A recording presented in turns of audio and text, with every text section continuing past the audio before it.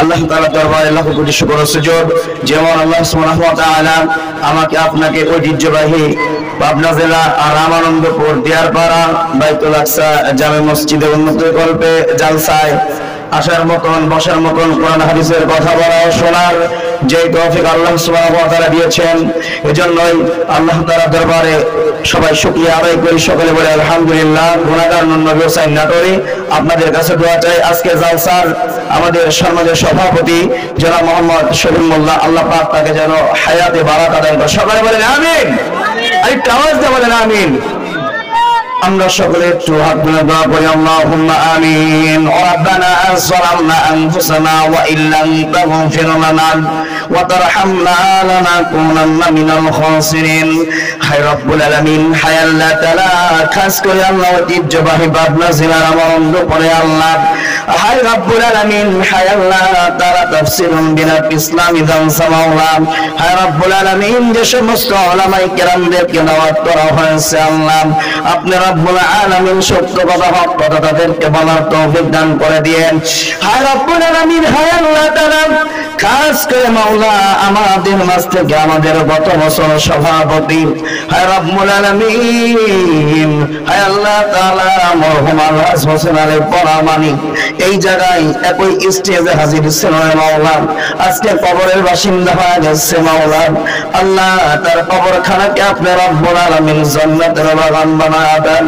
হায় রব্বুল আলামিন, হায় আল্লাহ তাআলা, ভিডিওর মধ্যে যখন দেখি মাওলা মনে হয়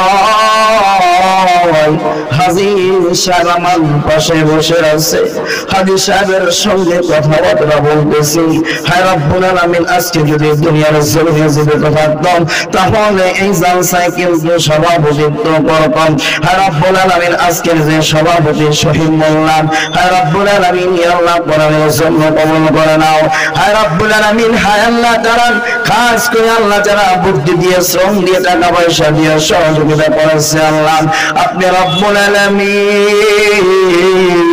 এদেরকে আপনি রব্বুল আলামিন কোরআনের সৈনিক হিসেবে কবুল করো। কাল কিয়ামতের ময়দানে মুসিবতের সময় আপনি রব্বুল আলামিন তাদেরকে এই ইসলামী দাওয়াত আলোচনা করে তাদেরকে জান্নাত দিয়ে দিয়েন। হায় রব্বুল আলামিন, আল্লাহ দোয়া কবুল করে নিয়েন। সুবহানা রাব্বিকা রাব্বিল ইজ্জাতি আম্মা ইয়াসিফুন ওয়া সালামুন আলাল মুরসালিন ওয়ালহামদুলিল্লাহি রাব্বিল আলামিন।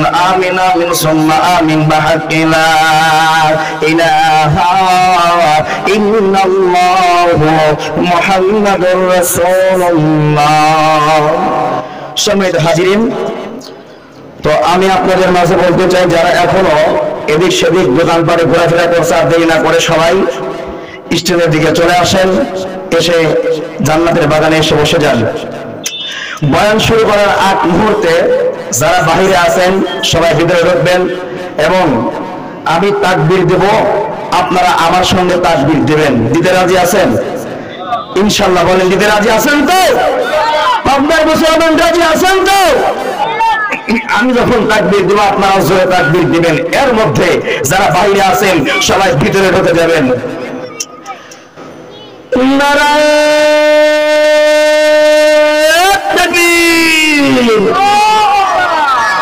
আর একটু জোরে আওয়াজ দিবেন। এই মুহূর্তে যারা বাহিরে আছেন সবাই জান্নাতের বাগানে এসে বসে যাবেন।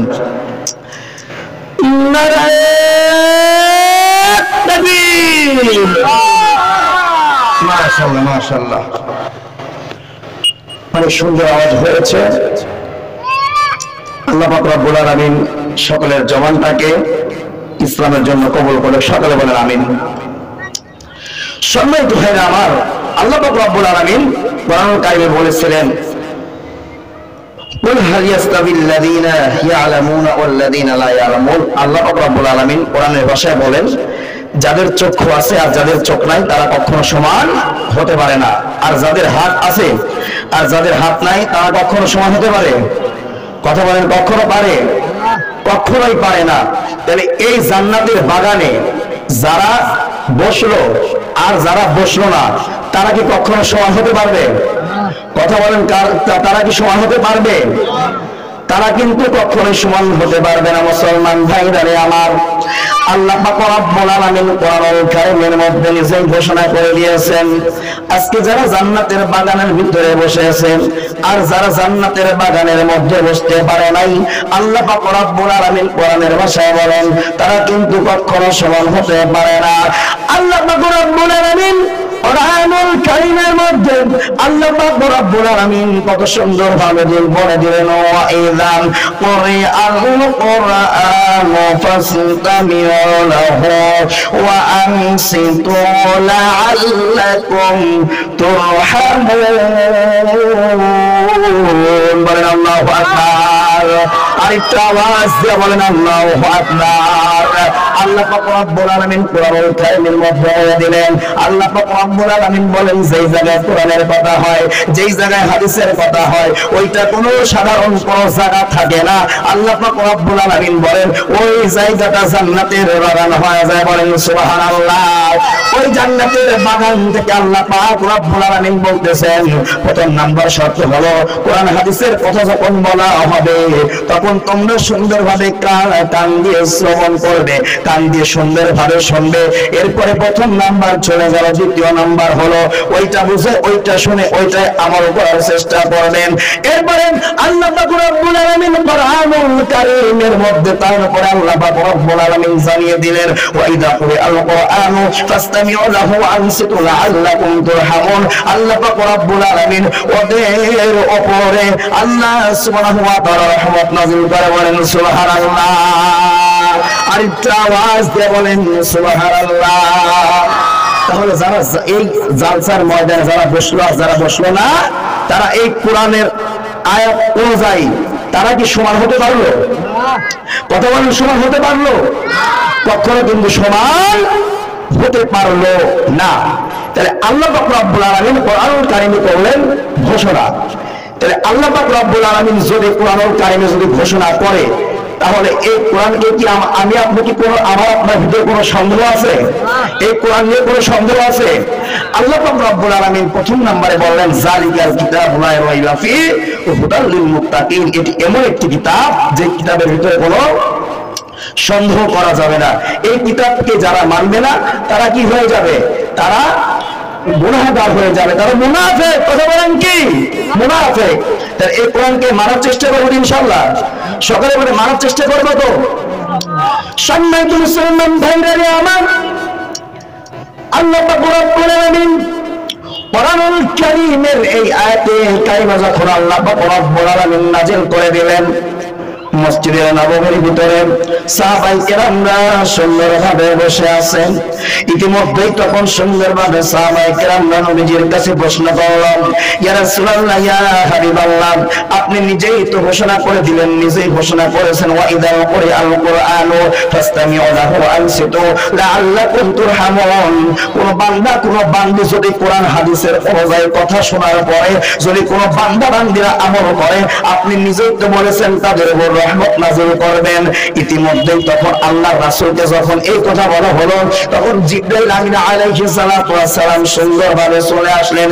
এসে নবীজিকে বললেন, ইয়া রাসূলুল্লাহ, ইয়া হাবিবাল্লাহ, নবী গো, আপনাকে জানিয়ে দিতে চাই, আপনাকে জানাইতে চাই, আপনি সুন্দরভাবে সাহাবায়ে কেরামদেরকে বলে দেন, আমার সাহাবীরা, তোমরা যারা এই কোরআন হাদিসের অনুযায়ী কথা শোনার পরে এবং তোমরা যারা আমল করবে, হাসরের ময়দানে আল্লাহ পাক রব্বুল আলামিন জান্নাতে নেওয়ার ব্যবস্থা আল্লাহ পাক রব্বুল আলামিন নিজেই করে দিবেন। বলেন সুবহানাল্লাহ। সম্মানিত মুসলমান ভাইরা আমার, তাহলে একটু চিন্তা ফিকির করিয়া দেখেন, এই যে আমরা জান্নাতের বাগানে যে বসে গেলাম, তাহলে আমরা কিন্তু ইমানদার ব্যক্তি হয়ে গেলাম। এই যে দেখেন, এই যে ক্যামেরাম্যান গুলো, এই যে মোবাইল গুলো আগে কিন্তু এইটা ছিল না। এই যে আধুনিক যত যুগ যাইতেছে ততই কিন্তু কোরআন কিন্তু রিসার্চ হইতেছে, যতই প্রযুক্তি আগাইতেছেন আল্লাহ রাব্বুল আলামিন কোরআন কিন্তু অতি দ্রুত এগিয়ে যাচ্ছেন। আল্লাহ পাক রব্বুল আলামিন কোরআনুল কারীমের ভিতরে বলে দিলেন, আল্লাহ আল্লাহ পাক রব্বুল আলামিন সুন্দরভাবে বলে দেন কিরামান কাতিবিনা ইয়ালামুনা মা তাফআলুন। বলেন আল্লাহু আকবার। আল্লাহ পাক রব্বুল আলামিন আমার আপনার মাঝে দুইটা কিন্তু ফেরেশতা দিয়েছেন, একটা হলো কিরামান আর একটা হলো কাতিবিন। আমি আপনি কোন সময়, কয় মিনিট, কয় সেকেন্ড, কোন টাইমে, কোন দিন আমি কোন কাজ করেছি, আপনি কোন কাজ করেছেন, এইটা কিন্তু সঙ্গে সঙ্গে কিন্তু ফেরেশতারা লিখতেছে। কথা বলেন ঠিক কিনা? তাহলে একটু চিন্তা করেন, আমি আপনাদের মাঝে যেটা বলতেছিলাম যে এই কোরআনের মাহফিল যারা আসতে পারবে তারাই হলো সৌভাগ্য এবং তারাই হলো কি জান্নাতি। কথা বলেন কি? তারাই জান্নাতের মেহমান। কাল কিয়ামতের ময়দানে আমার আপনার জন্য হাসরের ময়দানে আল্লাহ পাক কি ইচ্ছা করলে পারে না যে এই কোরআনের মাহফিলের ওসিলা করে জান্নাত দিতে? কথা বলেন পারে কি পারে না? অবশ্যই কিন্তু 100% পারে। এর জন্য আপনাদেরকে রিকোয়েস্ট করে বলবো, আপনারা এই জান্নাতের বাগানে এসে বসে যাবেন। মুসলমান ভাইরা রে আমার, আজকে দেখেন এই জায়গায় কিন্তু তাফসীরুল কোরআন বিরাট ইসলামী জালসার মাহফিল হইতেছে। আজকে এই জায়গাতে কিন্তু আমার আপনার মাঝে কিন্তু কোনো জনসংখ্যা নাই। আল্লাহ পাক রব্বুল আলামিন সুন্দর করে জানিয়ে দিলেন, হে পৃথিবীবাসীরা, আমি তোমাদেরকে জানিয়ে দিলাম, তোমাদেরকে জানিয়ে দিলাম কোরআনের ময়দানে যারা বসবে আর যারা বসবে না তারা কখনো সমান হতে পারবে না। আল্লাহ রাব্বুল আলামিন কোরআনুল কারীমের মধ্যে বলেন, আল্লাহ পাক নিজে বলতেছেন সুম্মুম বুকমুম ওয়া মিউম ফাহুম লা ইয়ারজিউন। আল্লাহ পাক রব্বুল আলামিন দেখেন কত সুন্দর করে এই জায়গায় বলে দিলেন। আল্লাহ পাক রব্বুল আলামিন বলে দেয়, হে পৃথিবীবাসীরা, হে পৃথিবীর মানুষেরা, তোমরা যারা পৃথিবীর বুকে যারা রয়েছো, তোমরা যারা পৃথিবীতে যারা আছো, আমি কিন্তু শয়তানকে পাওয়ার দিয়েছি। আর এই শয়তান কিন্তু তোমাদেরকে ধোঁকা দিয়ে বোকা বানিয়ে কিন্তু তোমাদেরকে কিন্তু জান্নাত থেকে মাহরুম করে দিবে, জাহান্নামের কিন্তু বাসিন্দা বানায়া দিবে। এর জন্য আল্লাহ পাক রব্বুল আলামিন কোরআনুল কারীমের ভিতরে বলেন, আমি ওদের দিলের ভিতরে এমন ভাবে মোহর বেঁধে দিয়েছি, এমন ভাবে মোহর বাঁধছি, তারা কখনো কিন্তু আসবে না, তারা কখনো কিন্তু এই ভালো কাজের দিকে আসবে না। তারা কোন কাজে যাবে দেখবেন যে কোন কাজে তারা যাবে, যখন দেখবেন যে কোন জায়গায় যদি কোনো গান বাজনার আয়োজন হয়, কোন জায়গায় যদি শয়তানের কাজ হয়, তাহলে কিন্তু ওই জায়গাতে কিন্তু লোকের অভাব হয় না। আর যেই জায়গায় ইসলামী জালসা হয়, আপনি 7 দিন 8 দিন করে মাইকিং করবেন, তারপরেও কিন্তু লোক হইতে চায় না। কথা বলেন ঠিক কিনা? ও মুসলমান ভাইরা রে আমার, এইটা ওলি আল্লাহর বাংলাদেশ। ও মুসলমান ভাইরা রে আমার, এইটা কিন্তু শাহজালাল ইয়ামিনীর বাংলাদেশ। ও মুসলমান ভাইরা রে আমার, এইটা কিন্তু ওলামায়ে কেরামদের বাংলাদেশ। ও মুসলমান ভাইরা রে আমার, এইটা হলো খানজানির দেশ। ও মুসলমান ভাইরা রে আমার, এইটা কিন্তু শাহজালাল ইয়ামিনীর দেশ। ও মুসলমান ভাইরা রে আমার, এইটা কিন্তু আল্লামা শাহ আহমদ শফীর দেশ। ও মুসলমান ভাইরা রে আমার, এইটা কিন্তু আল্লামা মামুনুল হকের দেশ। ও মুসলমান ভাইরা রে আমার, এইটা কিন্তু আল্লাহ ওয়ালাদের দেশ। কথা বলেন ঠিক কিনা? আর একটু আওয়াজ দিয়ে বলেন ঠিক কিনা? সম্মানিত হাজিরিন, তাহলে এই দেশে যদি এই কোরআনের মাহফিলে যদি লোক যদি না হয়, তাহলে কেমনি ভাবে আমি আপনি জান্নাতের আশা করি? আমার দোস্ত রিজাল করিম মুরি সাহেব তিনি বলছেন, ইয়া আইয়ুহাল্লাযিনা আমানুত্তাকুল্লাহ। আল্লাহ পাক রব্বুল আলামিন এই জায়গায় বলেছেন, আমি রবকে ভয় করো। ইমামদেরকে ডাক দিয়েছে। কথা বলেন কাদেরকে ডাক দিয়েছেন? আর একটু আওয়াজ দিয়ে বলেন কাদেরকে ডাক দিয়েছেন? আর একটু আওয়াজ দিয়ে বলেন কাদেরকে ডাক দিয়েছেন? আল্লাহ পাক রব্বুল আলামিন এই কোরআনুল কারীমের মধ্যে সুন্দর করে আল্লাহ পাক রব্বুল আলামিন জানিয়ে দিলেন, ইয়া আইয়ুহাল্লাযিনা আমানুত্তাকুল্লাহ। আল্লাহ পাক রব্বুল আলামিন বলেন, আল্লাহ পাক নিজে ঘোষণা করে দেয়, হে ইমানদারেরা, আমি রবকে তোমরা ভয় করো।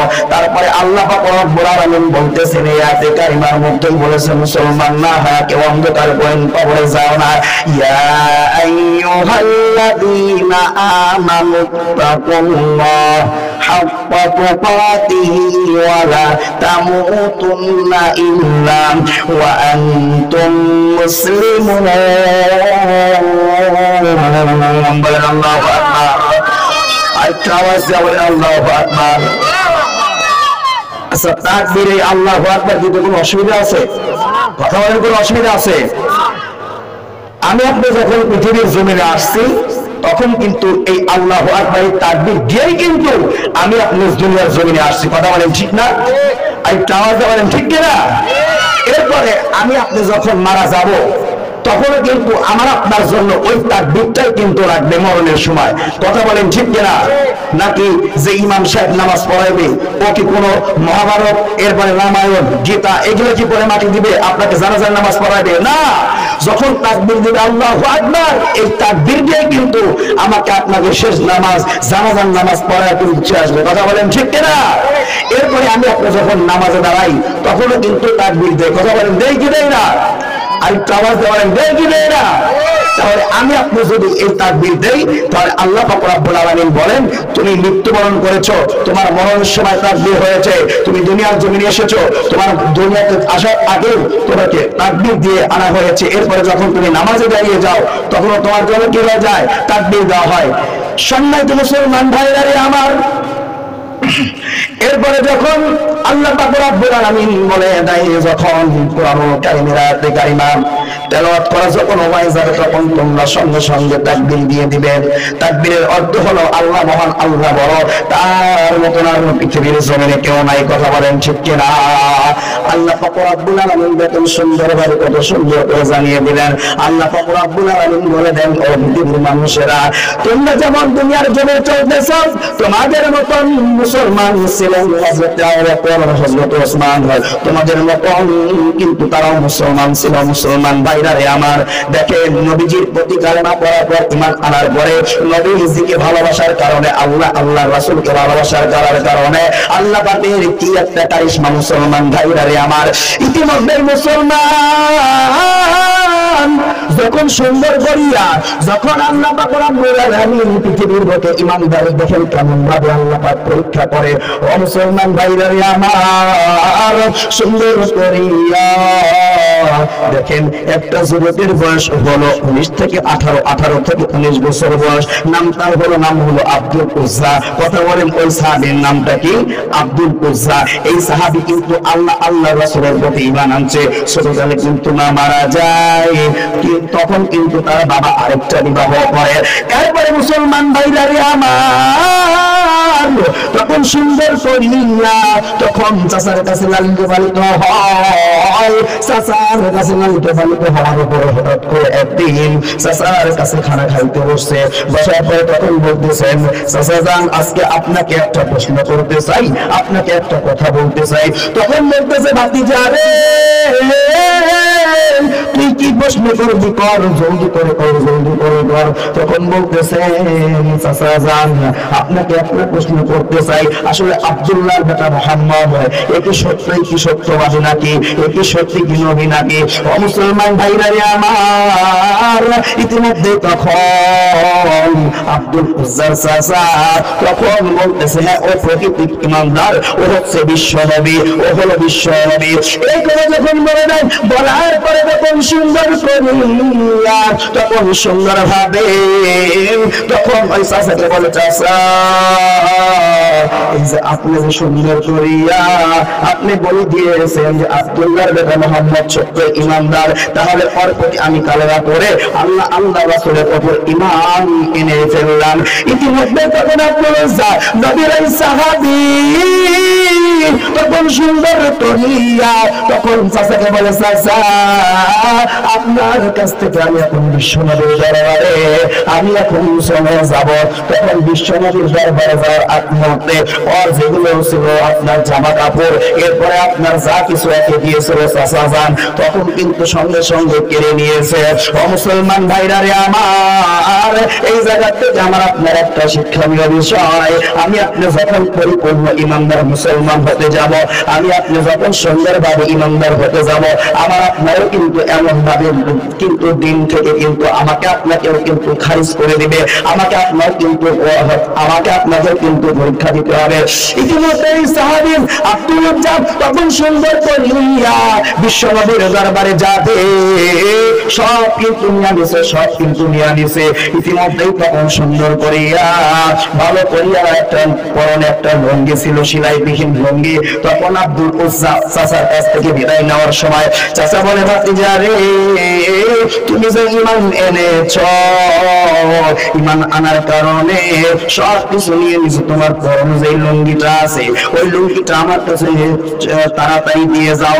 তখন আব্দুল উজ্জা ওই চাচাকে ডাক দিয়া বলে, চাচা যান, আপনাকে বলে দিতে চাই, আপনাকে বলতে চাই, আচ্ছা এই লুঙ্গিটা না আনলে কি হয় না? তখন বলতেছে, না না না, কখনোই হবে না। তখন ওই লুঙ্গিটা খুলিয়া, ও যুবক ভাইরা রে আমার, দেখো 18 বছরের যুবক, 18 বছরের যুবক, তার দেখো লজ্জা স্থানটা কিন্তু ঢেকতে পারলো না। আর আজকে আমার আপনার মাঝে কিন্তু কাপড়ের অভাব নাই, আমার আপনার শুধু বস্তি কাপড়, অথচ ঈমান কিন্তু আমি আপনি আনতে পারি নাই। ইতিমধ্যে মুসলমান ভাইরা রে আমার, আব্দুল উজ্জা তখন সুন্দর করিয়া স্বপ্নার কাছে চলে যায়। স্বপ্নার কাছে যাইয়া তখন বলতেছে, আম্মা গো, ও আম্মা জান, একটু দরজাটা খুলেন, আম্মা জান দরজাটা খুলে দেন। তখন সুন্দর করিয়া দরজাটা খুলে দিল। তখন দেখতে উলঙ্গ অবস্থায় আমার আব্দুল উজ্জা, উলঙ্গ অবস্থায়। ইতিমধ্যে তখন সুন্দর করিয়া মা আমার ঘরের দরজা আটকায়া দেয়। ইতিমধ্যে আটকে দেওয়ার পর ও মুসলমান ভাইরা আমার, দেখো ইমানদার, কেমন ইমানদার ছিল আব্দুল উজ্জা। ইতিমধ্যেই তখন সুন্দর করিয়া যখন এইটা করে দিল, তখন মার কাছে যায় বলে, না তোমার কাছে কি কোনো কাপড় চোপড় হবে নাকি, তোমার কাছে কোনো কাপড় আছে কিনা? তখন বলতেছে, আব্দুল উজ্জা রে, অবশ্যই হয়েছে, অবশ্যই হয়েছে। তখন বলতেছে, কোন কাপড়? তখন বলতেছে, আমার কাছে একটা কাপড় আছে। তুমি তো জানো তোমার বাবা যখন মারা গেছে আমাকে কিন্তু তেমন কিছু দিয়ে যায় নাই। ইতিমধ্যে আব্দুল উজ্জাকে একটা কম্বল থেকে অর্ধেক কম্বল আব্দুল উজ্জাকে দেয়, এবং আব্দুল উজ্জার অর্ধেক কম্বল বাকিটুকু যেটুক থাকে ওইটা মা তখন সঙ্গে সঙ্গে ঘরের ভিতরে নিয়ে চলে যায়। মুসলমান ভাইরা আমার, ইতিমধ্যে তখন সুন্দর করিয়া যখন আব্দুল উজ্জা নবীজির দরবারে রওনা হয়, নবীজির দরবারে রওনা হওয়ার পরে তখন যাইয়া একটা কিনারে দাঁড়ায় যায়, একটা কিনারে বসে পড়ে। তখন সাহাবীদেরকে ডাক দিয়ে নবীজি জিজ্ঞাসা করলো, সাহাবীরা রে, ও আমার সাহাবীরা, এই জায়গায় এমন লোক আছে, আমি তো দেখতে পাচ্ছি ছোট্ট একটি বালক, অর্থাৎ ছোট্ট একটি বাচ্চা, তার বয়স হলো 18 বছর। এই যুবকটা আব্দুল উজ্জা ওই দেখো কিনারে বসিয়া আছে। তখন সুন্দর ভাবে আব্দুল উজ্জাকে ডাক দেওয়া হয়। তখন সুন্দর করে আব্দুল উজ্জা চলে আসে। আসার পরে বিশ্ব নবীকে বলতেছেন, আসসালামু আলাইকুম ইয়া রাসূলুল্লাহ, ইয়া হাবিবাল্লাহ, নবী গো, আপনাকে বলে দিতে চাই নবী, এই যে আমি ঈমান আনার কারণে আমার চাচা জান আমার লুঙ্গিটাও খুলে নিছে, পরনের লুঙ্গি পর্যন্ত দেয় নাই। সব মার কাছ থেকে আমি আসলাম, সব মার কাছ থেকে আমি এসেছি। ও মুসলমান ভাইরা আমার, তখন এই কথা বলার পর বিশ্ব নবী তখন সাহাবীদেরকে বললেন, আমার সাহাবীরা, তোমাদের কি কারো ঘরে কাপড় আছে? আব্দুল উজ্জাকে দিয়া দাও। এমন ইমানদার কিন্তু কেউ হইতে পারো নাই। ইতিমধ্যেই তখন সুন্দর ভাবে বলার পরে ওই আব্দুল উজ্জাকে যখন একে একে সাহাবা কিরাম দান করতে থাকে। ও মুসলমান ভাইরা আমার, যখন সুন্দর করিয়া তখন জামা কাপড় গুলো দেয়, দিতে দিতে এমন একটা পর্যায় বিশ্ব নবী আমার আপনার নবী জনাবে মুহাম্মদুর রাসূলুল্লাহ সাল্লাল্লাহু আলাইহি ওয়াসাল্লাম তখন সুন্দর করিয়া তখন বলতেছে, আমার এই সাহাবী কত কষ্ট করেছে। ইতিমধ্যে যখন ভাইরা আমার মসজিদের নববীর মধ্যে, ও মুসলমান ভাইরা আমার, সবাই বসে আছে। আবার রাসূল সাল্লাল্লাহু আলাইহি ওয়াসাল্লামের দরবারে সবাই কিন্তু বসে আছে। ইতিমধ্যে সবাই রাত্রিবেলা ঘুমায় যায়। আর আব্দুল উজ্জার নাম তখন আবার আপনার নবী ঈমান আনার কারণে আল্লাহ পাক রব্বুল আলামিন আব্দুল উজ্জা থেকে আল্লাহ পাক রব্বুল আলামিন থেকে আব্দুল্লাহ সুল বাজাদান বানায় দেয়। বলেন সুবহানাল্লাহ। আর একটু আওয়াজ দিয়ে বলেন সুবহানাল্লাহ। তাহলে চিন্তা করেন আব্দুল উজ্জা দেখেন কেমন মানুষ, তাহলে তিনি ঈমান আনার কারণে কিচ্ছু নিতে পারে নাই, সব কি করছে চাচারা কেড়ে নিয়েছে, চাচারা কি করেছে কেড়ে নিয়েছে, ধন সম্পদও কেড়ে নিয়েছে। তাহলে এবার আমার আপনার বুঝতে হবে, আমি আপনি যদি ঈমান আনি তাহলে আমারও কিন্তু এরকম আমার আপনার কি হবে বিপদ আসতে পারে। আমার আপনারও যদি এরকম বিপদ আসতে পারে তাহলে বোঝা যাবে যে ওই যে আব্দুল্লাহ জুল বাজাদাইন, তাহলে ওর মতন কিন্তু আমাকে আপনাকে আল্লাহর কাছে পরীক্ষা দিতে হবে। আর এই যে এই মরণের পরে আমাকে আপনাকে কিন্তু অন্ধকার গহীন কবর নিতে হবে। তাহলে এই পৃথিবীতে আমি আপনি যখন দুনিয়ার জমিনে চলবো তখন আমার আপনার কর্তব্য হলো আল্লাহর হুকুম এবং আল্লাহ রাসূলের সুন্নতের তরিকায় চলা, কথা বলেন ঠিক না?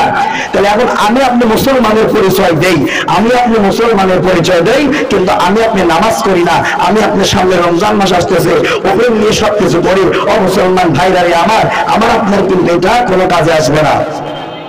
এই জন্য কবি বলেছেন মাউতু কাসিং কুল্লু নাফসিন সারিহু কবর বাইতিন কুল্লু নাফসিন দাখিলু। দেখেন কত সুন্দর করে বলেছে, এই কবরটা এমন একটি ভয়াবহ জায়গা, যে জায়গা ঈমানদার ছাড়া বেঈমানের কোনো কি নাই, নিস্তার নাই, বেঈমানের কিন্তু আযাব চলতেই থাকবে। তাহলে আমাকে আপনাকে ঈমান এনে আল্লাহর হুকুমে পৃথিবীতে দুনিয়ার জমিনে আমাকে আপনাকে মানতে হবে। সম্মানিত মুসলমান ভাইরা আমার, আমি আপনি যখন মারা যাই, মারা যাওয়ার সময় আমার আপনার মাঝে কিন্তু খেজুরের ডাল দেওয়া হয়।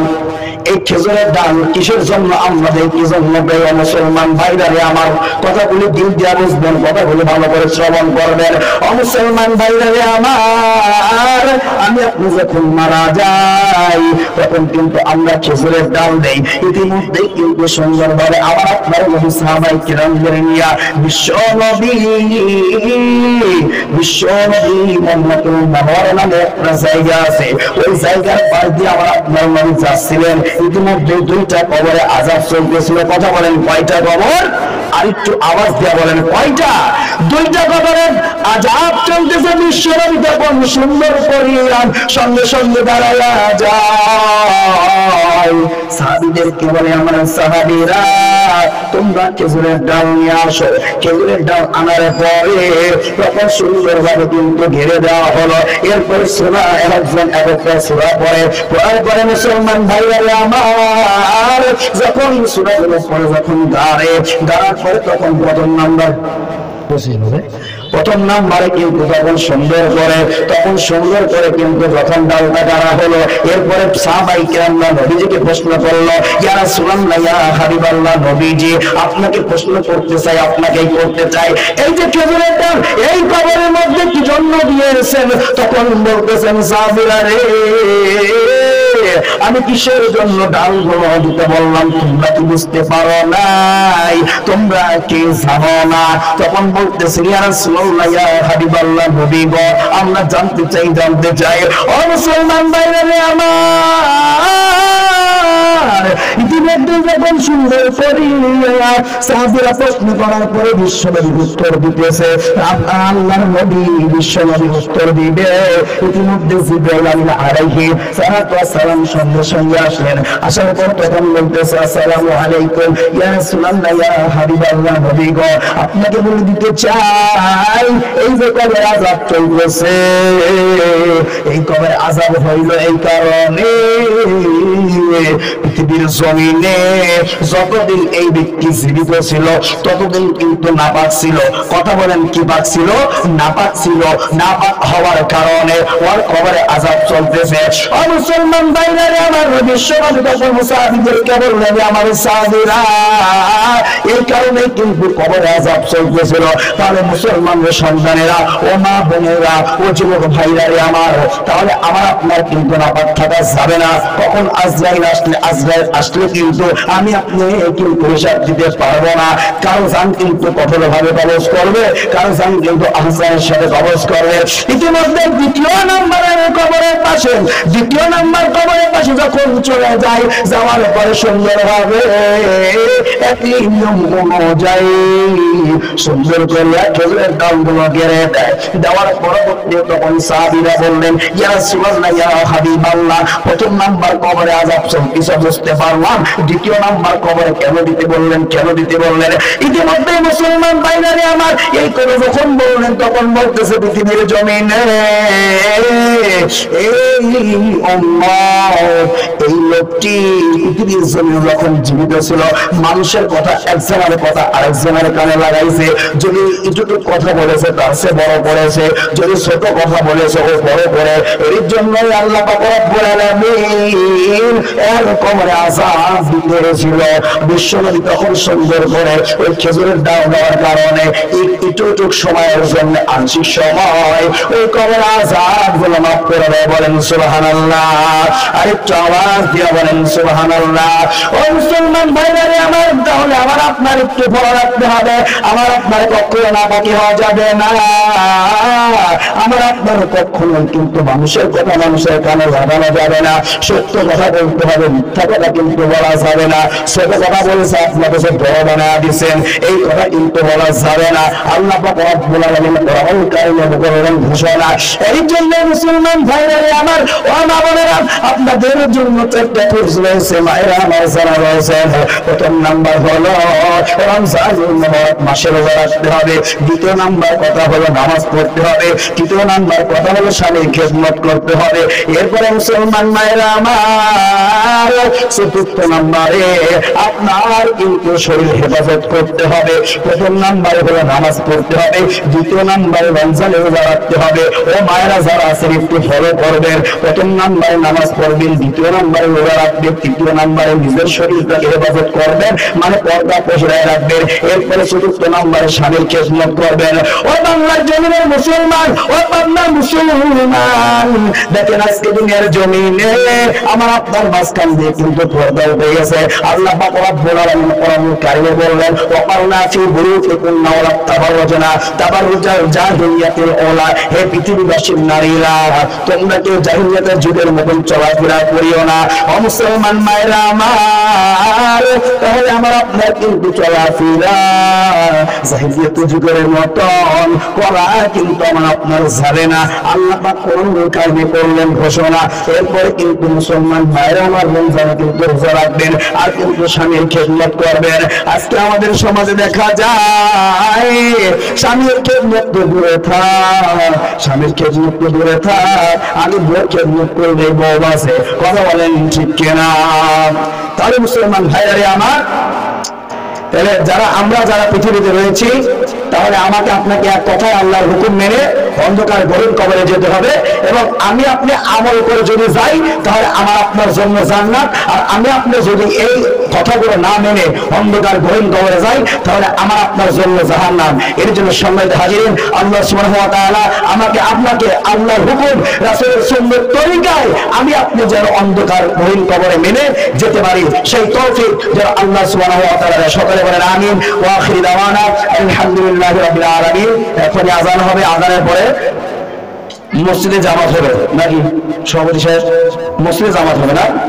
যাক, মসজিদে জামাত হবে, আপনারা সবাই ওযু করে মসজিদে চলে যাবেন ইনশাআল্লাহ। আর